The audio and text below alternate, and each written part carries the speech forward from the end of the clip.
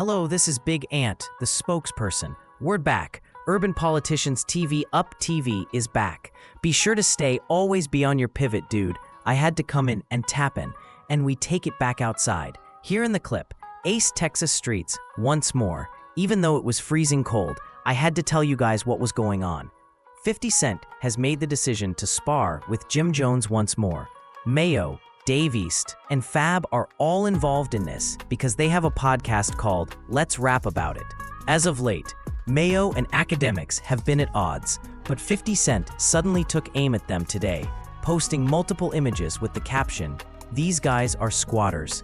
For the location where they are recording their podcast, they owe $250,000.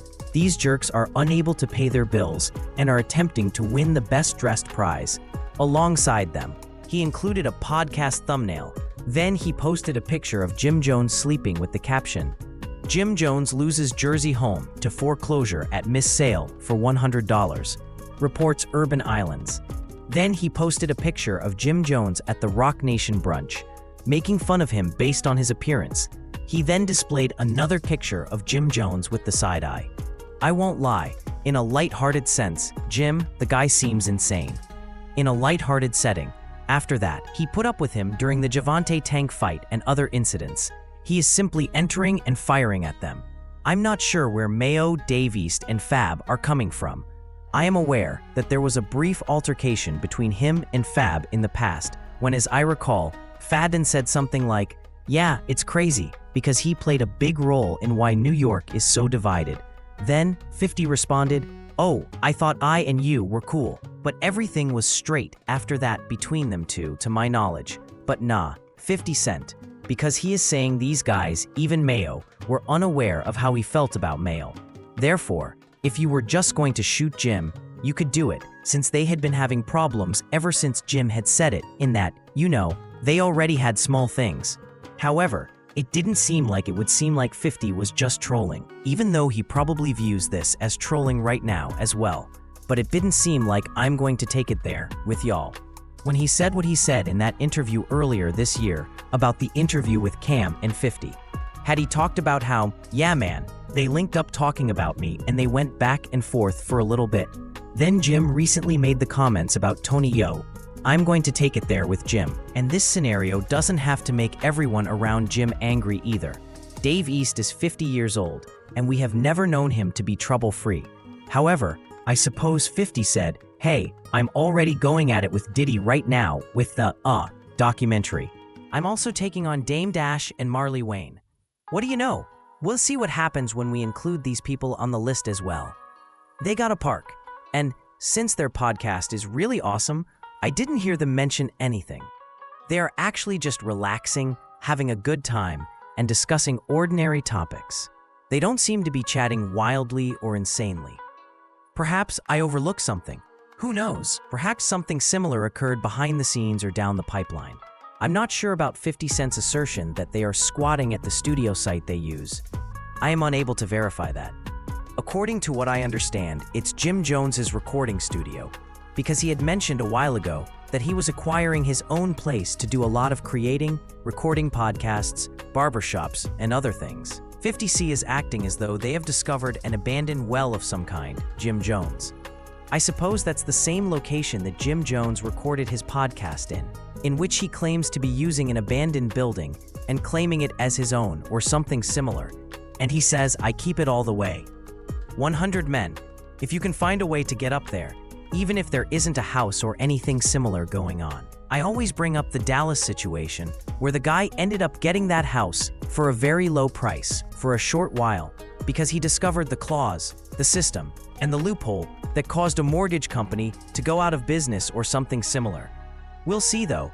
Regarding the squatting issue that 50 Cent is bringing up, none of that can be verified. A business or something like that, but we'll see. Can't confirm none of that right there when it comes to the squatting thing that 50 Cent is putting in the mix. $300,000 homes. So when a new neighbor moved in without the usual sale, mortgage-paying homeowners had a few questions. What paperwork is it and how is it legally binding if he doesn't legally own the house? He just squats there. Lee Lowry and her husband told me the house down the street was in foreclosure for more than a year. The owner walked away. Then the mortgage company went out of business.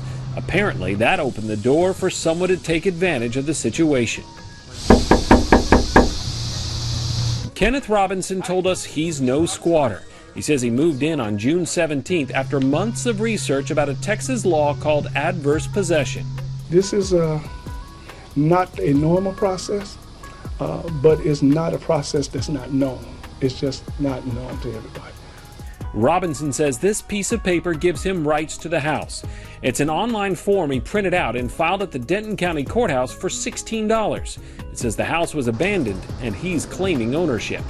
I went through, looked at it, and added some things here, you know what I mean, for my own protection. The house is virtually empty, just a few pieces of furniture, no running water or electricity. But Robinson says just by setting up camp in the living room, Texas law gives him exclusive negotiating rights with the original owner. If the owner wants him out, he would have to pay off his massive mortgage debt, and the bank would have to file a complicated lawsuit. Robinson believes neither is likely, so if he stays in the house, after 3 years, he can ask the court for the title. That's your goal eventually, is to have title of this home, to be the owner of this home? Absolutely. And On a record, you know what I mean? At this point, since I possess it, I am the owner of the home. Robinson posted no trespassing signs after neighbors asked police to arrest him for breaking in. But Flower Mound officers say they can't remove him from the property because home ownership is a civil matter, not criminal. Lowry and her neighbors continue to look for legal ways to get him out. Or if he wants the house, buy the house like everyone else had to. Get the money and buy the house. Robinson says he's not buying anything. As far as he's concerned, the $330,000 home is already his. What's going on? What do I think about this then? This is the problem. Cameron's justification for avoiding Jim. The conflict between Jones and Max B brings to light a recurring issue in the music business. The main points of contention between Jim Jones and Max B were royalties and the consequences of contracts and agreements, which frequently occur when managers and artists disagree. Cameron's choice to avoid it demonstrates professionalism and prudence. He realized that he didn't need to become engaged in this conflict and that it wouldn't have resolved the issue. It probably would have caused needless stress. Many fans are unaware of this behind-the-scenes activity. Business decisions frequently complicate loyalty or personal relationships, and disagreements over money and miscommunication can grow rapidly. Cameron avoided getting sucked into a vicious cycle of drama that has impacted several artists in comparable circumstances by deciding not to jump in. Additionally, he demonstrated maturity by realizing that the problems were not personal to him and that interfering could make them worse.